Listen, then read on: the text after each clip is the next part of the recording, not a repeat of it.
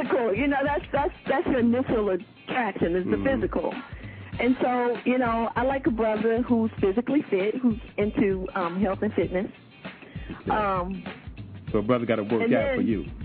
Yeah. Brother, he's into taking care of himself, you know. Okay. You know. Okay. And then I like a brother who has, you know, good conversation. You know, he's got his head on straight. You know, he's intellectual, and that's probably for me. That's more stimulating for me. You know, almost more than anything. Okay. Like, hello, Terry. How's everything going? And then, you know, algebraic problem to solve today. Have some swag. Come on now, he's got to have some swag. I ain't talking about he's got to be like that, straight and narrow. Right. Got to have some swag up in there. Okay. But I like a brother who is spiritually connected. You know, he's spiritual. And we can have, you know, good conversations about that. And you know, both of us are, you know, on that same playing field. Okay. That could mean a lot, though, spiritual connected. That can be a lot. That can mean a lot of different things to a lot of different people. So, you know, we got to break that one down a little bit. Let me see if I can really simplify this. Somebody who feels grounded, basically. He feels grounded. He's into being happy and not looking for someone to make him happy, but he understands that his happiness comes from within.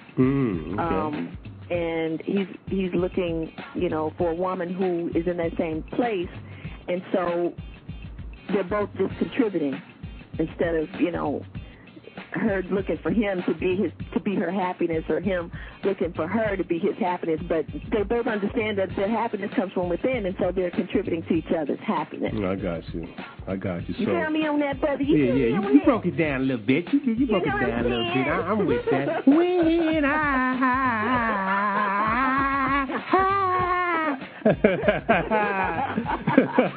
I got you. Yeah, so you know what, that's interesting. Because with that comes freedom in a relationship, and if both people understand that, then the relationship will be all good. You know, even with the many ups, but the downs that may come about. You know what I'm saying? Because then you won't be holding each other responsible for that. That's interesting. So now, what you say, are there like general things that you think like all mates should possess for each other? Like, say, for instance, each person that, you know, when they get involved with a relationship, they should pretty much have these things about them that make them good for another person. Yeah, I mean, like I said, I think the main thing, first and foremost, is for both people to understand that they can't make each other happy. They can contribute to the happiness that's already there, but it has to be there. And each person, you know, we're individuals. They're individuals, and so if both of them understand that, then they know that they're both just contributing to each other's happiness. There's freedom in that. Right. You see what I'm saying? Exactly. So am I saying that right? It makes sense to me. You know, we're going to get some calls on that in a few minutes. But it makes sense to me. I'm sure somebody else will call in and say, hey, you know, what's going on? I want to know more about that. Because that's kind of falling in the alignment of, let's say, you know, more spiritual. Are there any particular physical traits or any other qualities, I should say, that people should possess, you know, when they hook up with each other? Anything general, or it's just kind of everybody likes what they like? I think it's everybody likes what they like, honestly. Because, I mean, I've been in situations where I say what I like, but then I meet somebody and they have qualities that I didn't know I liked until I actually got to know them. Like what? Like, you know what? You got some big ears. I didn't even know I like big ears. Well, yes, will.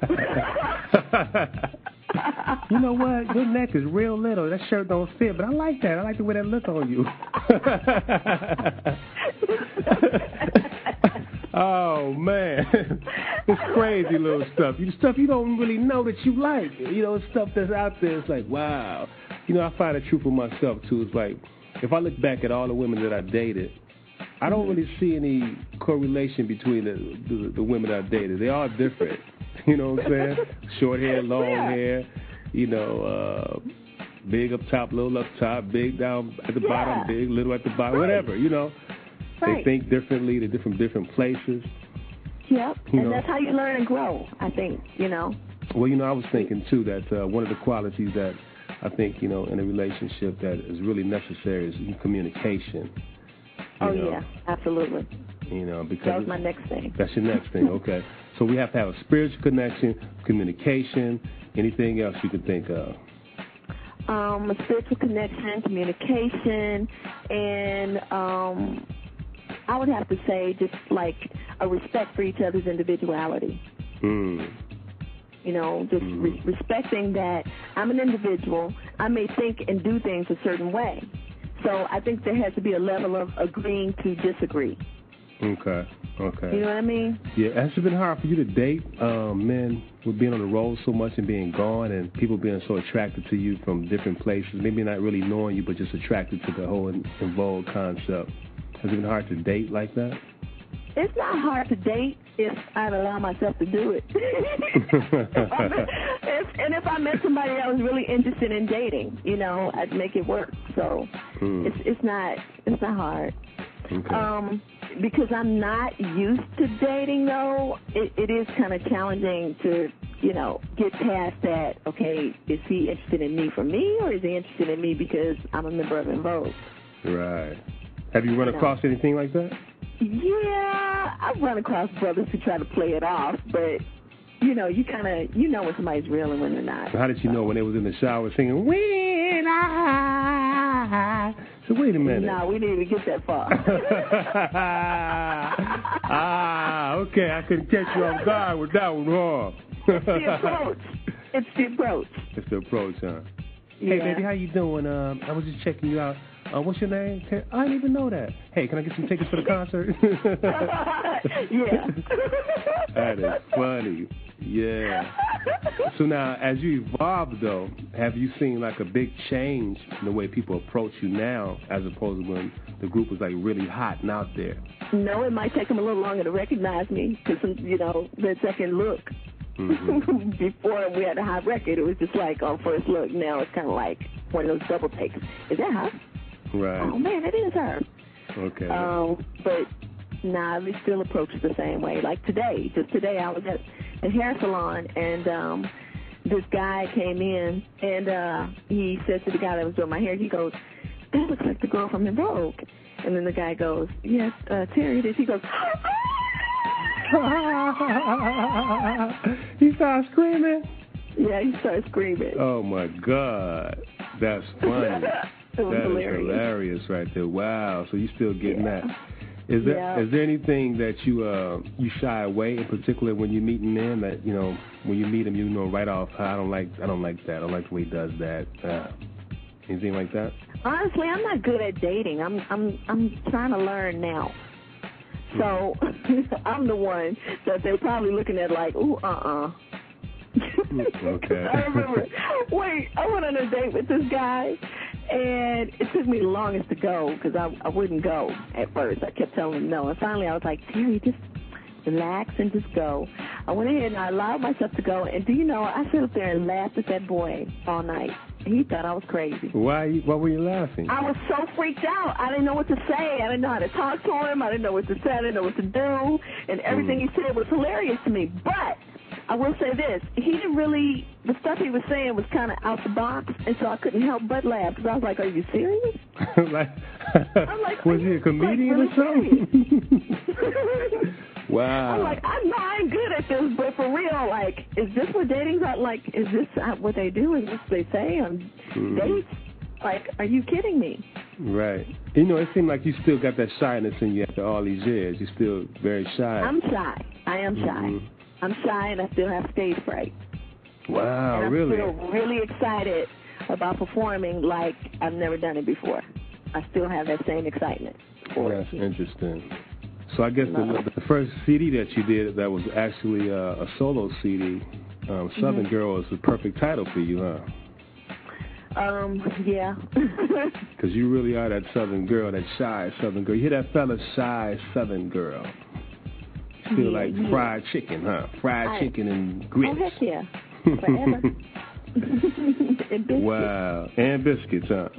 Mm-hmm. So Over the years, have you dated much? And if you have, no? No. Wow.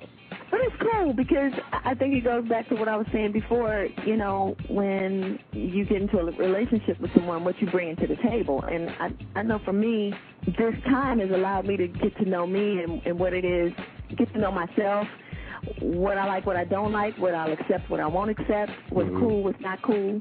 And so, you know, I'm real clear about that. And so whenever I decide to get into a relationship, you know, I'll be bringing a solid me to the table, the real me to the table. Right. And you know, whoever wants to step to that, definitely liking it or not. Right, right. What about those women that, you know, as far as the things that they like, you know, they may come up and say, you know, if I'm getting with a man, he has to have a certain job, make a certain amount of money, he needs to look like this, and I want this to be like that, and this and that and other. And it seems like that money thing is always, like, really big. You know, some people talk about it, some people don't. But do you feel like a man has to have a certain income in order to date you? No. And I've never, that's never been a big thing for me.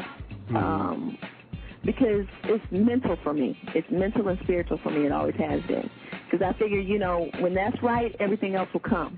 And if both of us are cool, we're going to make it work, period. I got you. So he can make $20,000 a year and you'd be cool? He can make $20,000 a year and be creative. What does that mean? Well, you got to be a magician or something? Hey, you got to, every once in a while, I want you to put your hand in the hat and pull out $30,000 or something. Be creative now. But I want him to be self-sufficient, assertive, and to have vision, you know, to have vision and goals, and I can work with that. So you don't believe in taking care of no man, huh? Yes, I do. You do? I do. I believe relationships are partnerships.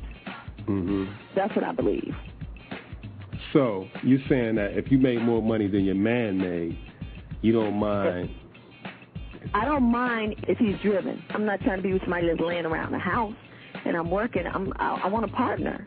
And, you know, both of us are going to go through ups and downs. And so, you know, if he just happens to be in that down, I got to see him reaching for it.